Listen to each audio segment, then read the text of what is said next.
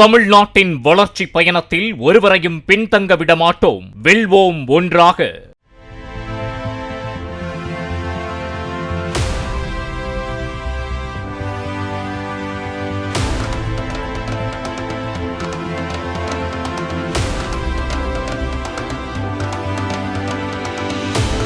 சென்னை எண்ணூரில் சாலையில் கிடந்த 1.5 லட்சம் ரூபாய் மதிப்பிலான தங்க நகையை மீட்டு காவல் நிலையத்தில் ஒப்படைத்த ஆட்டோ ஓட்டுநர் வினோத்துக்கு போலீசார் பாராட்டு தெரிவித்தனர்.